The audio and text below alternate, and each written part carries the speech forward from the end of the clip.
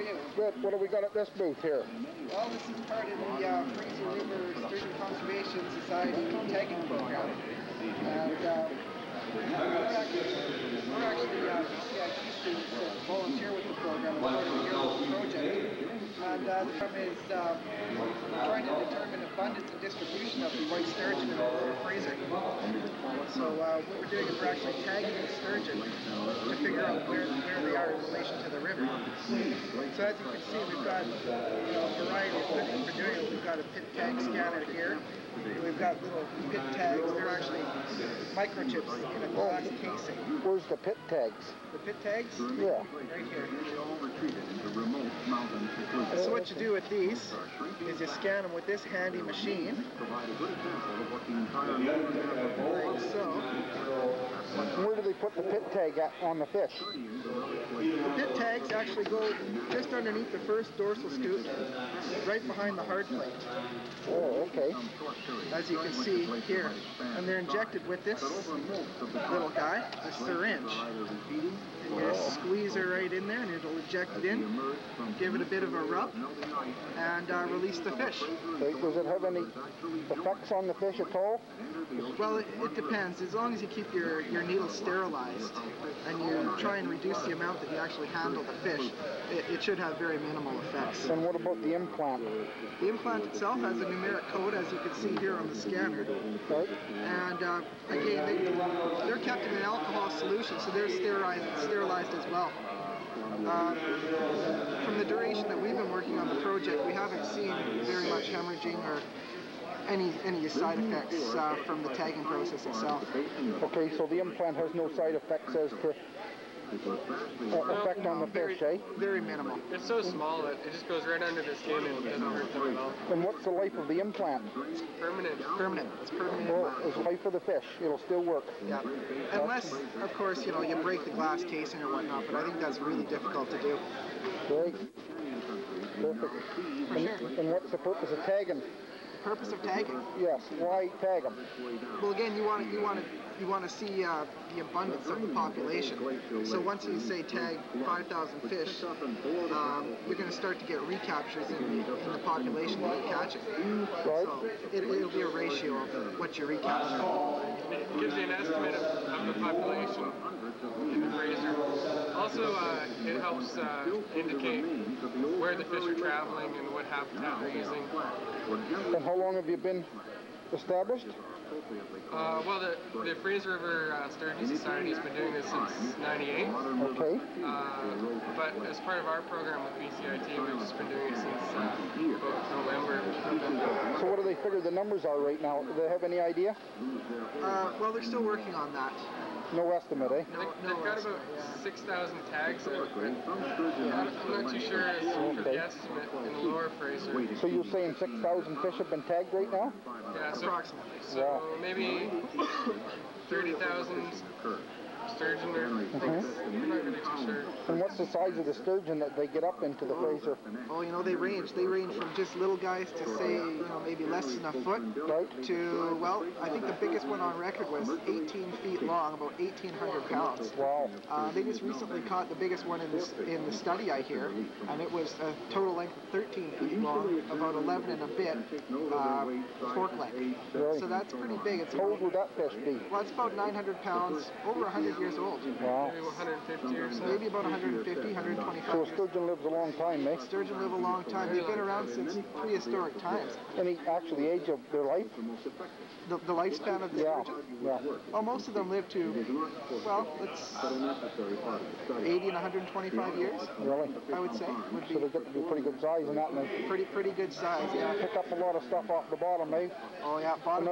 Another reason why we should keep our rivers clean. Well, bottom feeders. It's kind of scary actually that these mysterious giants have been around since prehistoric times, and it's just lately since say, urban encroachment, the environment, the industries had an effect on them. So it's kind of sad since we've been around, we've actually, I'm certain, had some impact on the population. Well, they almost fished them to extinction in the 1900s, the early part of the 1900s. Right. So now it's all just catch and release. Catch and release. No kill. And they're coming back quite strong too. And really bounce back. And a great sport fish to catch too out here, Oh, right? yeah, Fish oh, to yeah. catch, for Yeah, sure. awesome. Okay, thanks, boys. All right, thank you. Morning, Fritz. Good morning. We're here at the All About Fishing at the Heritage Park, and what we have here is a little test for the kids. If they go to each of these individual tables, they will get their sheet stamped, as well as the people will help them answer the questions. When they've completed all the questions, they come back here, we mark it, and each child will get a certificate with their name printed on it, as well as a prize. And right now we're giving out these prizes. Okay, a little bit of a tackle box for the kids. Just a little tackle box. What's the age for the certificate program here that we're running it for? I believe it's 16, but I'm not sure. Okay. It is 16. 16. On your questionnaire sheet there, Yes. can you just read off some of the booths that they have to visit on the front? Sure. They should visit the Salmon identification booth, the handling and releasing, the when, where, and what booth, the safety while angling, code of conduct, casting school, line tying, Right. and the booths that have the different types of fishing gear, such as spinning rods and reels, center pins, bar rod rig-ups, level lines, learning to tie knots. Okay, and that's all? Yes. Okay, and what, just for an example on their questionnaire on the back, what would some of the questions be that they have to answer? One question here, it says, the carp is a member of which family? And there's 4 choices. A, char, B, shark, C, salmon, or D, minnow. Okay. Do you have any safety questions on that too? Yes, we do. Before leaving to go fishing, what is the most important thing to do? A, pack a big lunch. B, dig some worms. C, tell someone where you are going. Or D, don't tell anyone where your fishing spot is. Okay, so there's some pretty good variety of questions on there that they have to answer, eh? Definitely. Excellent. It gives them a good working knowledge of some of the tips and some of the things they should be doing, eh? Definitely, yes. Perfect. Okay. Yep. Anything else we need to cover here, Fritz? And you've got some identification tags and things, I see. Certainly do. We have ID cards, identification tags, and also we have a box here. When the kids have done, they can enter, put in their, write down their name, age, and phone number on a piece of paper and enter for the draw for a rod and reel. Perfect. Thanks, Fritz. Okay. Morning, Ron. Morning, how are you? Good. What do you got here, Ron? We're demonstrating the spinning wheel today for mostly used by young ladies and children. Really good reel that never gets a backlash with them. Okay. And, all the spinners up on the board are all the types of spinners that you can use with the spinning wheel. You get your salmon, your trout, and all those types of fish. They have the other type of spinning wheel for the younger children, and they're a backlash proof also. Okay, that's a closed space, that one, eh? Yeah. Okay, got ya. By pressing the trigger, the line goes out. Pretty basic, eh? Yeah, very, very basic. Yeah. Very nice for children. Okay, thank you very much. You're welcome. Morning, Ella. What do you got here? Good morning, Dennis. This is where to go to get started. It's how to get started fishing for young people that are just starting out. We have a few places. Mill Lake in Abbotsford, I believe they just restocked it, so there's lots of fish there. There's the Hope River access off Yonge Street. and start as part pound. Is one of the places to get started on Right, and where would you dig up this information, Elva? This came out of Oh, yeah, that's what Outdoor happened. magazine, Oh, okay. and then some tips on getting started and methods of fish. If I was from another place and I wanted to look, where would be a good place to go to find out about where to get started? Say, One of the tackle shops in oh, town. okay. Yeah, mostly one of the tackle shops. So in town. pretty good tips. If I just come, say I was from Alberta and I come into Chilliwack and I wanted to go fishing, but I didn't know where, so best bet would be just to go to a tackle shop and That's right. ask a few questions. That's right, and they'll give you all the information you need. Perfect. Tell you where to go. Okay. Thanks, Alva. You're welcome, Dennis. Morning, Russ. Morning, how you doing? Good. What do we got set up here? Well, we got just basically repair and maintenance on reels, Ambassador or Shimano or Zebco. We only have Shimano and Ambassador here, but basically what we're looking for is, this is a very common reel when you come onto the Fraser River fishery or the Chilliwack, the lower mainland, even in the province of British Columbia. Any reel that has a worm gear, which is this thing that drives the line guide back and forth as you wind it, that's called a worm gear or worm drive.